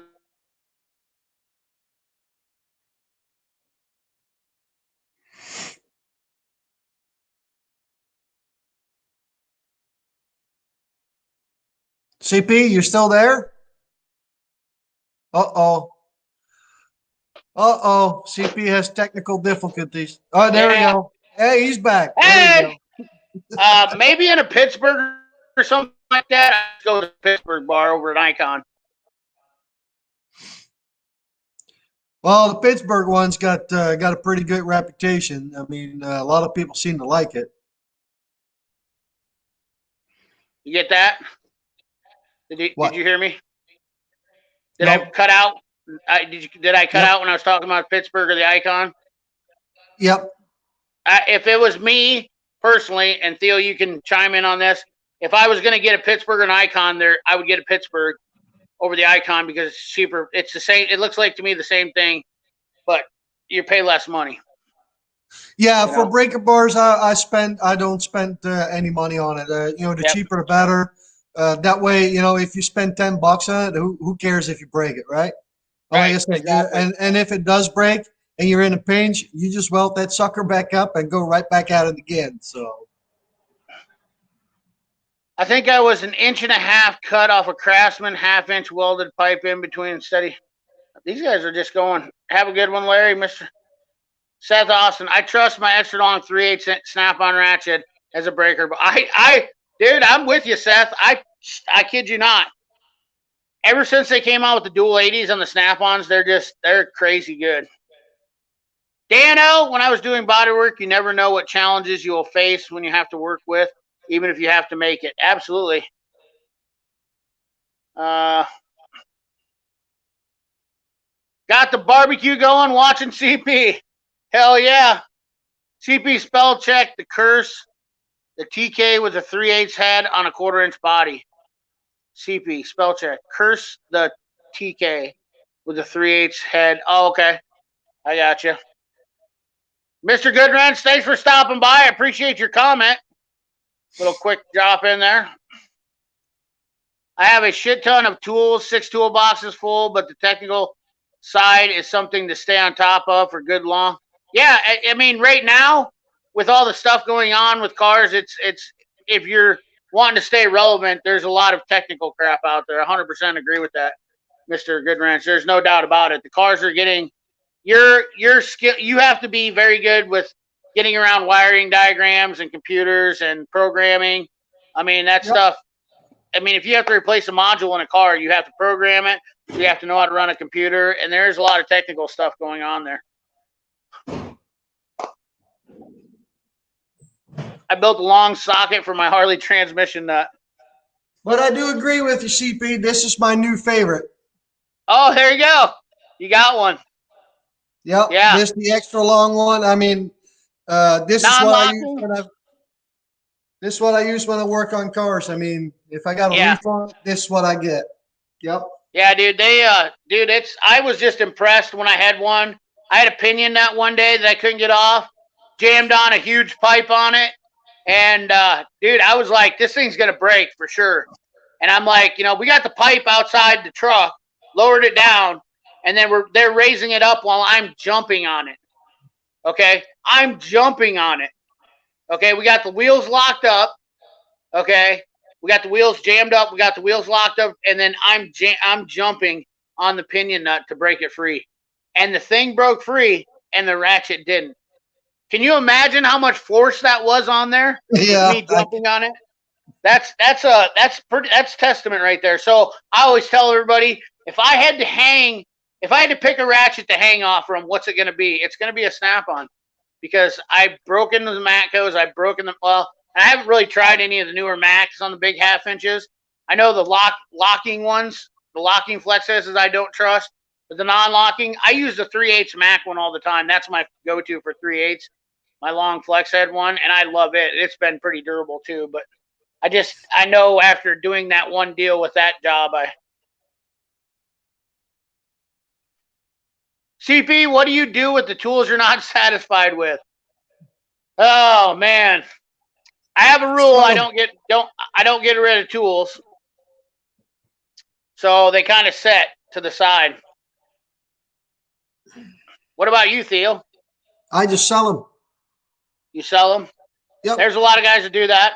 I did give away a few tools to a couple of techs that needed it in my area. Like I had a socket set, 1/4-inch impact socket set that I gave to a guy because he didn't have any, and he's a young guy coming into tech. So there's a lot of guys that I help out around here in the area. If I got something extra that I don't need and it'll get them by and help them out, it's definitely because of the support that I get on this channel, that allows me to do that. And pretty much I just gave a tech a set of screwdrivers, a set of sockets, and an impact. And I said, I want you to understand that this isn't just for me. It's from the people on YouTube that support me. And, I mean, it's not really something that I don't make a video about it because it's kind of weird and awkward to do that. And honestly, I don't feel right about making a video about it. Like, oh, here. Right. Yeah, you don't have to showcase that. No. So I always tell everybody, when you guys support the channel by giving the thumbs up and by subscribing to me, I want my channel to be 100% self-sufficient. This is all I want to do. I don't want to do Amazon links. I don't want to do, I don't want to be under the finger of anybody. You know, as Right. far as and Torque Test channel made a valid point about their channel too. They say that they can make theirs self-sufficient too by doing that. And there's a lot of channels out there that do that. Like, you know, we don't have to get corporate sponsors involved and get all this stuff to do this stuff. Like, I can afford some stuff, and if the channel supports itself, that's the great deal about it. Let the channel support itself. It definitely can do it. You definitely can make it happen. So, you know, that's where I'm at on. I'm hoping that's the way I go. If not, I guess I go broke. One of the two, right? Yeah. Lord knows my tax accountant wasn't mad. Flex be emailing us daily. We try. Hello, PC, Mr. Subaru Brazil. There he is. We got a guy from Brazil. Let's see here. Mr. Subaru's here. We got all the big shots. I want to see a picture of Sticks CP standing on a ratchet. Screw the BS marketing ads from Matco. Dude, I promise you, if I could get another, if I would have, this was before I did my YouTube. I take that back. I lied. I bought the ratchet and I'd already done a video, one of the first videos I did on YouTube, and we were at the shop, and they were like, everybody was yelling in the shop. They're like, break it, you know, and I'm bouncing on it. I'm like, I'm hanging off the side of the truck, you know, and then I'm just jumping. I'm like, my ankles are going to be broke here. When this thing snaps. I can only imagine CP hanging on the side of the truck and then go, woohoo! Yeah. Oh, the truck's bouncing. It's on the lift bouncing. The truck's bouncing on the lift. And here I am hanging on the side. And then, oh, man, dude, you know, it's like, yeah, not good. Still ain't adjusted to Snap-on life hours. There we go. Newest Snap-on, man, in the house. Get that drive pulley off. I put a 1/2-inch Pittsburgh breaker bar in my truck. Children's 2 cars. But yeah, dude, that's actually a great idea right there, Larry.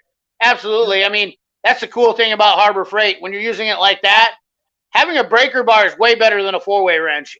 Honestly, at all aspects. Get the right size socket, get a breaker bar, throw out your 4-way lug wrench. There's a great use for having a breaker bar right there. That is, Larry, that is absolutely genius right there. And I do the same thing. I'm not gonna lie to you. My 20-inch or 18-inch SKs in my truck. So yeah, Pittsburgh over the Icon breaker bar for me. Yep, there you go.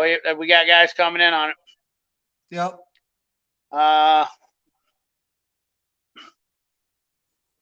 Let's see here. I know it's not a breaker bar, but it worked. The mill builders were trying to make adjustments on roll stands at a 24-inch rigid pipe wrench, like a 10-foot cheater pipe. Oh my God. Damn. Oh man. Gray Cobalt. Yeah, the Flex, Gray Cobalt. That's man, I'll tell you what, the Flex is overrated. I don't know. Those guys are just they're just trying, their marketing is going way too bad. Oh, yeah. This is my life daily here. Wheel bearings. The OTC hub tamer or Astro makes one too. Hub grappler.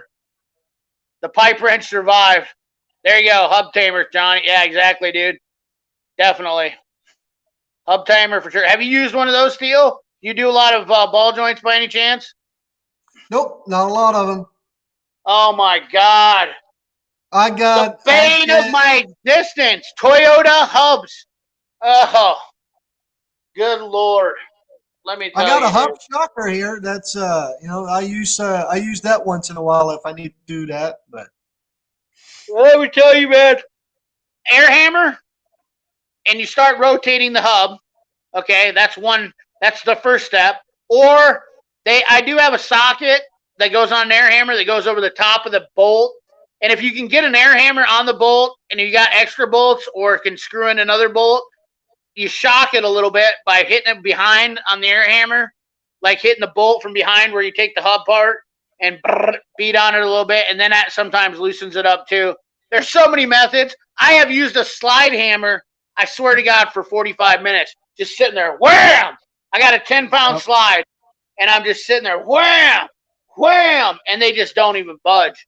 And I mean, I'm throwing this thing along with my weight. PC show. What do you think about the new Snap-on brushless ratchet? I liked it. I like the halo light. Love the trigger. You know, it's have you seen it yet, Theo? Or used actually held it? No, I have not held it. I've seen it on some of the, well, I've seen your video on it. And I've Mr. seen Subaru did a video on it. Mr. Subaru had a video on it. I've seen that. I don't know. You know what I find sad about Snap-on and their electric tools is, they come in a little late. Yeah, they do. They absolutely do. There's no doubt about it. Snap-on's a little behind. See, and for me, okay, already got a battery platform now. Sorry, or I kind of lose a little bit of respect for a company that don't want to stay on top of it. Right.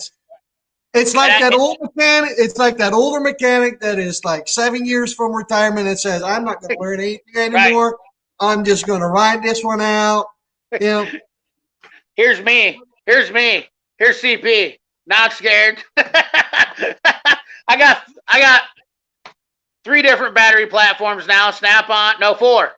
Milwaukee, DeWalt, Matco, and Snap-on. I have 4 different battery platforms. Honestly, I have way too many chargers now, but at the end of the day, I don't care. You know what I mean? Like, I'm just like, I don't care. I'm not scared. But this is the problem is that this is the greatest ratchet design ever. I've used it. The 1/4-inch ratchet, flathead. I mean, you see the benefits. The power isn't there, but like I said, this switch right here, this switch it's absolutely the best design. But those ratchets, CP, I mean, do you really use that to push the button to break something loose? I normally just, get the click, give it a little thump, and then I'll run then I'll run the switch. So, do I need torque? No. I meant just the switch for turning it. So it's shifting, and that's all I mean. But yeah, like the torque. Here's the problem, though. Here's the kicker with this ratchet. So Milwaukee and Snap-on definitely got them beat in this category. You can do 100 foot-pounds on these ratchets, and they do. And like I use it all the time. I can break a bolt free, and exactly like you said, that's the thing about cordless tools. Even my air tools, I did it too. Problem with this, maximum torque on this without running it, 50 foot-pounds. Not good. Oh wow, that's not a lot. And that's the weak link to this ratchet. That has always been the weak link. These heads have been notorious to stripping out if you crank on them. So It's going to be interesting. I got a warranty on it, 2-year warranty, but I'm going to see how fast I broke this. I can tell you this. I don't know if this camera will pick it up, but I've already used the shit out of this ratchet today. Like it's brand new. I just picked it up 2 days ago. There will be a video out tomorrow. I have an awesome video coming out tomorrow morning. It's going to be good. But it's the problem is that's definitely the weak link of that ratchet. And I was concerned about it, but not really concerned. I grew up working with that ratchet. I know how to handle it. You know what I mean? Like there's certain tools that the abilities of them. So had to head out, had to work in the morning. Thank you, Ag Tech. Appreciate you. 24-inch breaker bar, lug nuts, alkaline. Yeah, absolutely. We missed one. We missed over a comment. A good buddy, Montevallo. Snap, if you already have a non-brushless. I agree. Screw the North. I take out hub bearings with a 3/8 ratchet. You dirty sucker, you. You southern folk down there, you got it too easy. Like you get. But here's the thing is that you get the rats. So I'll let you have the rats. I'll take the rusty bolts. To me now, I'm acclimated to it. Honestly, there's certain stuff now.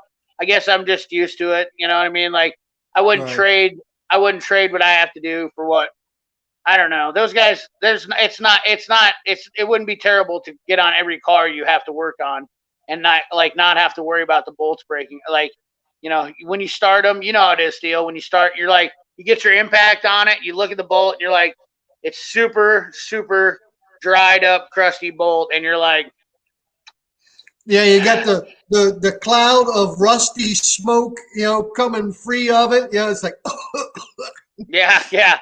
But yep, you're like, in the back of your mind, you're sitting there going, is this going to make it off or is it going to break? Am I going to have to do some drilling today? I mean, there's a yep, reason why I have a complete drawer dedicated to the oh shit movement, yep. Yeah. So the snap-on brushless ratchet, my opinions on it is I agree with what Montevello's saying here. I do like the halo light though. If you do have a brushed ratchet, I would definitely say it's not worth upgrading. It does have a little bit more foot-pounds of torque. Brett Sheffield actually put a post on Instagram. He likes it. He's got one. I don't know if he had a short ratchet or not, but definitely something that it's got more foot-pounds of torque. It's fast. If you didn't have a ratchet and you were looking to get into that platform, it'd definitely go that way. I like the trigger on it too. The new trigger has a saddle in it, but the halo light is definitely. I mean, for Christ's sake, that's the coolest thing is that halo light. Right. The light. That is brilliant. Yeah, these lights that they put on these ratchets right here, yeah. I don't even know that they're about worthless. But that halo light definitely helps out. And just like this one with the tri-lights, yep. Like everybody will have these. These are the best ones to have. Yep. Like you see Matco's already doing it on theirs. And what Milwaukee's doing, they did on their mid-torque. Yep. So, I mean, there's a reason why. Yeah, Matco even has it on their air impacts too. Yeah, yeah. And you know what? That's the thing about these tools is it worth upgrading for those? I absolutely wouldn't tell somebody to upgrade for that. I'm not going to change out my ratchet for a halo light. It's not enough reason for me to upgrade. In order for me to want to upgrade to that 3/8 brushless ratchet, honestly, the big things would have been for me if it went to like 500 RPM. That would have been a huge deal. You know what I mean? Like if it was up there where it's as fast as an air ratchet, you know what I mean? Like that's the problem. These electric ratchets still don't compete with some of the air ratchets out there. Right. I mean, for Christ's sake, SB Tools makes a air ratchet that does 750 RPM. And it's only a 1/4 inch and it's only 25 foot-pounds. But let's say you're just running in bolts into something. I'm going to grab that ratchet because I want to get the job done.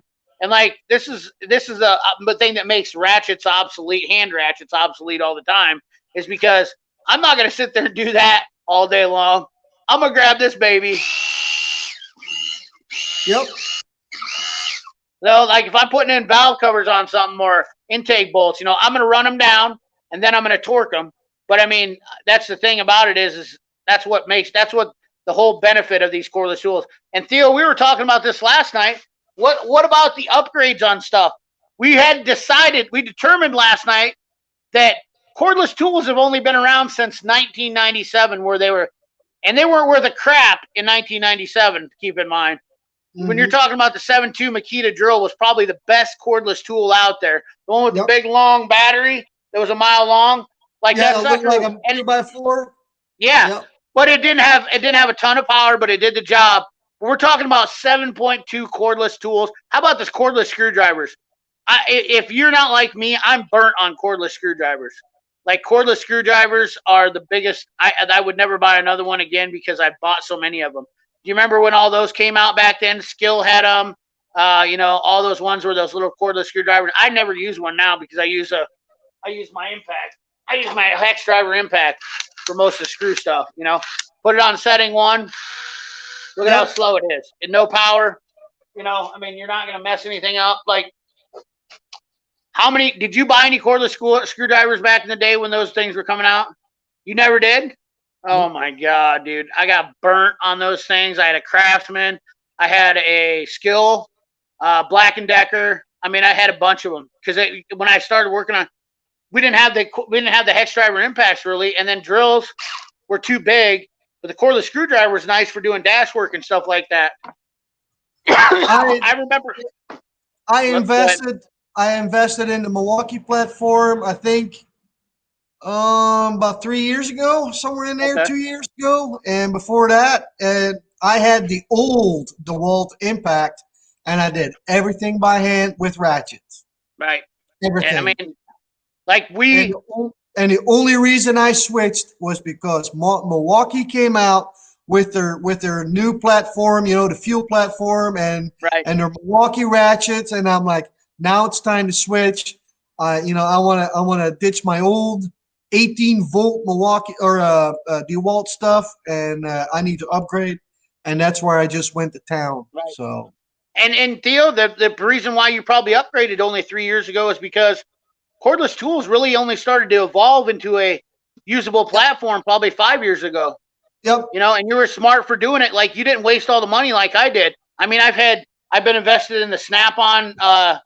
I was invested in the Snap-on tools, the original ones, the old NiCad stuff. The NiCad stuff was worthless. Nobody will have the NiCad stuff now. I have spent thousands of dollars on battery cordless tools. What's Theo going to come up with for us? Oh, look at that. Oh, yeah. It's still got the tong battery like this. Yep. Oh, look at that sucker, dude. Like, it's got a whole whopping 300 foot-pounds. But, dude, that was the best impact on the market. Yep. That was 100% the best impact on the market. And that's why I bought it. And that's why I invested in DeWalt in that time. Yep. So, and I love their, DeWalt, in my opinion, still as of today has one of the best drills you can have. DeWalt's really does have some good drills. Their hammer drills are hands down the best. I mean, in my opinion, anyway. But there you go. Yeah, there you go. Air hammering and heating it up. There you go, Johnny. That ain't no joke. That's. I got the Milwaukee high-speed ratchet, and I can't seem to find a use for my Snap-on ratchets anymore. Well, I'll be damned. Montebello, welcome back. You've been missing. Yeah, he has. He's been gone a while. Lug nuts, we got to that. Let's see here. Let's see what we got here. I had a Vilibus 3/8 ratchet. It was weak sauce. Got rid of it. I have both the Mac air flatheads for 20 years, and they're still awesome. I agree. The 3/8 was a beast, man. That thing put out 70 foot-pounds. I still got that, too. It's hard for me. I got to tell you, it's hard for me to not grab for it automatically, because I know that thing. I know what it does. You know what I mean? Like, that's the worst part about it is still because I can't even remember the last time I bought. Now you're bragging. Yeah, lucky bastard. Yeah. Milwaukee got me after using the high-speed ratchet. Everything else seems so slow, right? Montebello, we have rust problems in the south, too. These Jeepers and the Gulf of Mexico don't end nicely. Snap-on has a new 14-4 screwdriver coming out. I think it's a toggle trigger with a halo light.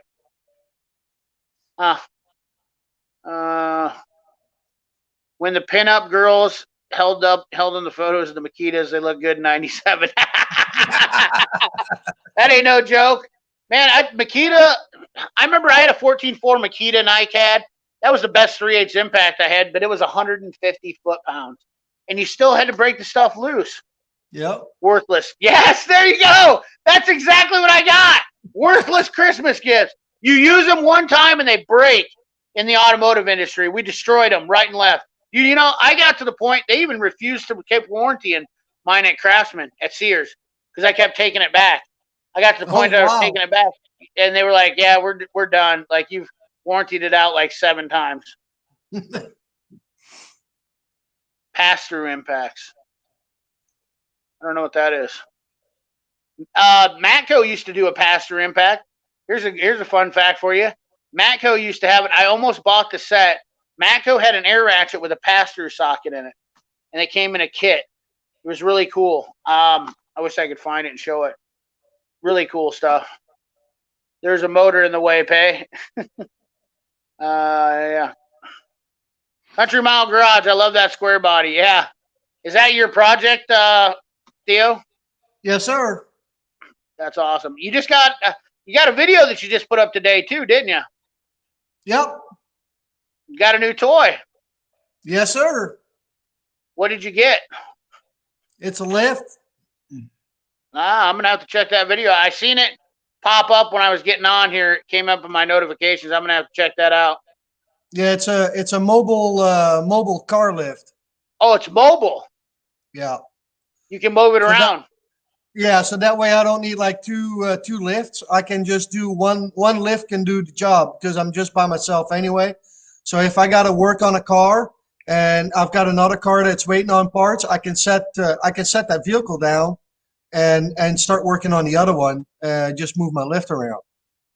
Ah, that's So awesome. How does yours lift fully all the way up? Like, can you get all the way underneath the car, or is it a mid rise? no, it goes up like a regular two post lift. Yep. Oh, nice. How much or what kind did you get? It's made by Ideal. Oh, okay. Huh.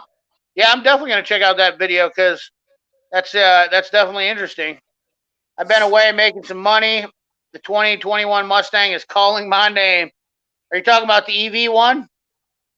Uh, oh, look at that. I have the Matco pass-through ratchets sitting in the box in the shop. It came with some sockets. Yep. Dude, I remember seeing that. That was when Matco really had some cool stuff, though. I got to tell you. Like, Matco was really cool then. I mean, I don't know. Maybe I'm just getting older now, but, like, I remember, like, all that they had just, I don't know. You get on the truck and it was all the good Armstrong, Fearless Fire. I can't give in to the whole Milwaukee deal. Can't believe I have to buy job tracks to hold the battery on. Yeah. And see, I haven't had one lick of problem with the batteries yet. I don't know, but Yeah, and see, I think it depends on the battery. Some guys get good ones, some guys don't. I don't know until the type work. well, works I also think it depends on the person who handles it. Some right. people break ratchets left and right, and I mean, truly, I only broke like what 2, 3 ratchets in my entire life. So Yeah, I'm the same way, Theo. I'm not gonna lie to you. I got to the field to where I was, not too hard on stuff. Some guys are harder on stuff, some guys aren't. I mean, there's no doubt about it. My tool yep, guys have always loved me because I don't. And when you got a shitload of ratchets, anyways, you're not gonna break a bunch of stuff because you can always use something else. Like that's the thing. The variety keeps me from breaking stuff.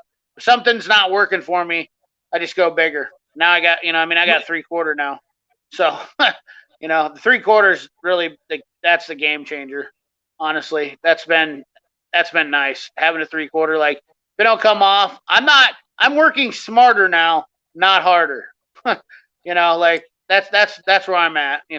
Like if I got yeah, something that's in a 1/2 inch, I'm gonna get a 41-inch ratchet.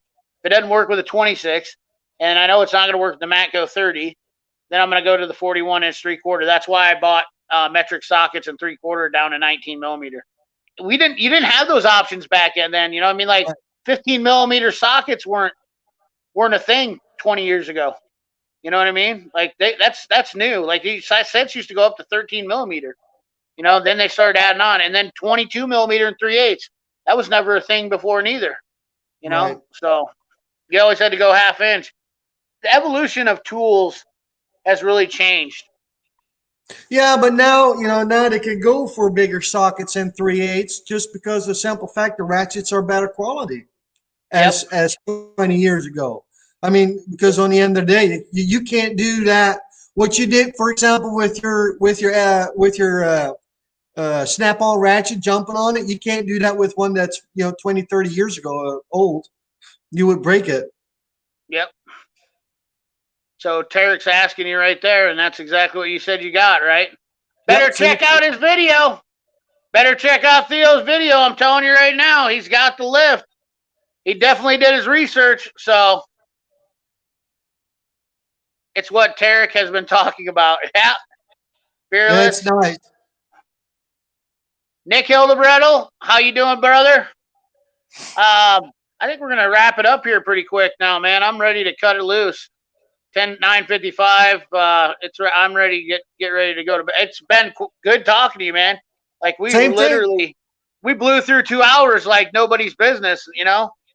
Like this was a It's good time. Oh, William, CP, I'm a big fan of yours, and I love your I'm a stuff. big And fan of yours. I'm a so big fan of yours. You got to check out. I'm gonna plug Theo, and then I'm gonna let Theo talk about himself a little bit more about plugging in. You got to check out Theo's channel. Theo has some really cool tools he's made. He's talked about a little bit of stuff, but he's got so much content. good content on his channel. You really got to go check it out. You know, and watch his stuff. I mean, you know what? Watch his videos before you subscribe, first of all, because I guarantee you're going to subscribe. If you like my channel, I think that you'll like Theo's, because Theo has good content, makes good content, and gives out good information. Definitely something for you to check out. You know, just helping another blue collar guy out, right, Theo? We're Yes, all sir. blue collar. We're all blue collar boys in this situation. So he's a kindred spirit of the farm life, in my opinion. So you know, no, I want the EV. No, I don't want the EV. I'm looking at the GT Premium, good old dinosaur burning 5.8. Love it. Yep, you got to have them dinosaur burners. You know. Yes, sir. Few more thumbs up. Yeah. Williams is good. I seen that message. Who asked that? What do you think about Williams tools? You can't go wrong. Williams or Wright. Check out Wright too. Wright's got good stuff too. Do you have any Wright stuff, Theo? No, I don't. No.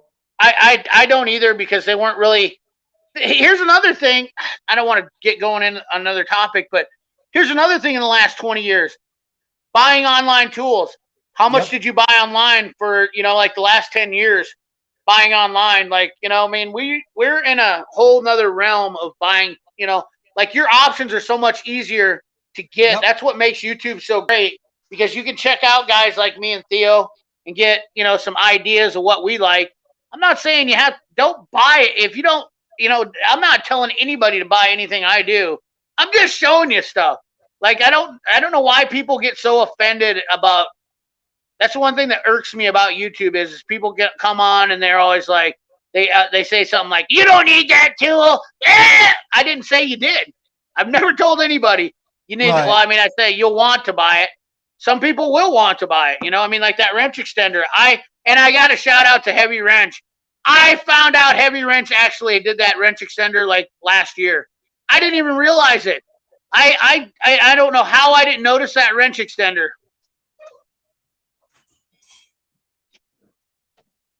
Well, right here. Yeah, there you go. Did you make that off of Heavy Wrench's video? Yeah, I mean, I had something similar to that, and I just modified it like what he had. And it's great. Yep. Yep. For the big stuff. This little guy right here, I never wanted any of the wrench extenders because, you're probably working on bigger stuff than I am sometimes, but this is all I wanted for a wrench extender. Those other ones had those big handles. I mean, I don't really get into that much stuff where I need a wrench extender. So, but Heavy Wrench had this one on his video. I looked it up. I searched K-Tool. After I made the video and it was posted, I was like, oh, dang. I was like, how did I not notice that on Heavy Wrench's channel last year? Like, I would have bought it back then. Ever since I bought the really long, extra long double box end gear wrenches, I never needed a wrench extender anymore. Right. You put that sucker on there, you break it loose, you flip it around, you use the ratchet end and go to town. Since then, I never needed one. So, what is? Can someone post Theo's channel up there? Post a link for anybody that wants to buy it. It's Country Mile Garage. Did I not? Did you put your name in? Did I mess this up? What did I do here? I don't know. Well, hey. Let's see if I can. Let's see if the banner. If I did something. I probably did something to my channel. It's all right. Don't worry about it. It's all right. Country Mile Garage, and I want to see. Oh, I want to get it fixed while I'm on here with you, because I thought. Bye, Theo. Bye. I thought you gave me the boot. Now he made me small. Wait, hold on.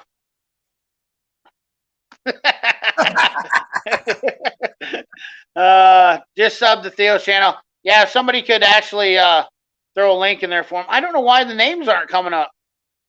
That's weird. Maybe it's because there's only 2 on there. Who knows? I don't know how to run this stuff. I know how to mess around with a few things where I can do that. You're making me dizzy. Yeah. I I decided it's time for a new Mustang since the 2023 Mustang is going to be hybrid. Yeah, that sucks, dude. I seen that, and that's what I found it. Just subscribe. I would appreciate if somebody would throw that link in there for me. Somebody, I did. Oh, Steven, you're the man, Steven. Gotta give props out to you. Let's see here. Where's the link at? Oh, I will add a Corey, link. I think Corey got there it is. Corey, you. Thank you, Corey, you too, for putting that in. Steven, thank you for putting it in. Maybe you put it in at the beginning. But Theo, I'll let you send us off here, and you can say something, and then we'll sign her off. Well, I don't know. I'm big fan of UCP, and I'm very honored to be on your live stream, and it's always fun to watch. So I really enjoy it, and the only thing I can tell CP is keep up the good work. I love your stuff. So yeah, big fan. You too, Theo. I mean, dude, I love this. I love this direction that we're going with this. A lot of things that are going on in the tool community, and just appreciate all you guys that are creators in here, all you guys that watch every week, all you guys that comment, loyal followers, all the blue wrenches in here. A lot of people in here have channels. So if you see somebody in here, Grims has a channel. A lot of people have a channel. And then Nick Pixel comes in with a super sticker. Thank you, Nick Pixel. You the man, brother. Congratulations on your 10K. Hopefully, I haven't looked at your channel. Hopefully, you're hitting 10K right now as we speak, because that would be awesome. Let's take a look real quick before I sign off. So maybe I get to celebrate. 9,930 subscribers. He's 70 subscribers away from hitting 10K. We have 61 people in here. If you are not subscribed to Nick Pixel TV, let's make it happen. Let's make it happen. To his channel just to get him over the hump. Yeah, let's make it happen tonight. Let's make that little rascal smile like a devil. Like hit him over 10K. Like when he was getting to 1,000, I believe I did the same thing when he hit the 1,000 subscribers. I believe that I hit him over 1,000 on the top. I was doing a live stream. I could be wrong. I don't want to take credit for that. But yeah, Papa's cherry. Yeah, but 10K, like, it's a good deal. Hey, Ed, it's Ed, the old tech guy. How you doing, Ed? But yeah, if you haven't checked out Nick Pixel, please do. Let's send that rascal over 10 grand right now. That would be in the comments. He's at 9,930. He's got to be close. I don't know. Where are you at? Where are you at, Nick? Are you? The numbers aren't always accurate on the channel, so I don't know for sure. But yeah, it would be cool to get him over 10,000 tonight. I know he's definitely going to make it. There's no doubt about it. Like, he's going to definitely hit 10K for sure. Like, there's no doubt about it. I mean, he's been rocketing up, so you can't stop it. He's a machine. But like a freight train, huh? Yeah. All right, guys. Anyways, here we go. 9,952. It'll be a while. Yeah. He needs 50. He needs 48, 47. I'm bad at math. We have 59 people in the chat, and he needs 47 subscribers. So I bet we can't get him over 10K. Like, it would be cool for us to say, yeah, we helped you get over 10K, Nick Pixel. When it happens, it happens. Having a great night, my friends. Now, CP the Tool Addict's going to push you over 10K, brother. That's what's going to happen. We're going to push you over 10K. That's what's going to happen. Live mathematics. Yeah, I'm definitely not a mathematician. I lose that, like spelling bee. Makita Engineering's rock. The council rocks. Thank you, Ed, the old tech guy. The council was funny on Tuesday. I did enjoy watching that. I didn't get a chance to watch all of it, but they have a nice show on Tuesday where they have a lot of fun and laugh, and it was a good time. Yep. So, all right, guys, this is where I'm going to call it.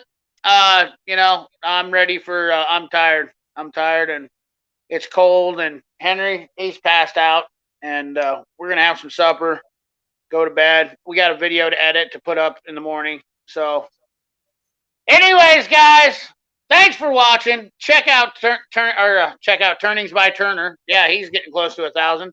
Check out Turnings by Turner. Check out Theo Country Mile Garage. Just put up a video. And yes, Larry, I will tell you. After hours, thank you later. Matt Wilson. Thank you guys. I appreciate you guys. As always, like, comment, share, subscribe, ring the bell. Remember, keep your hands dirty and your money clean. Thanks for watching.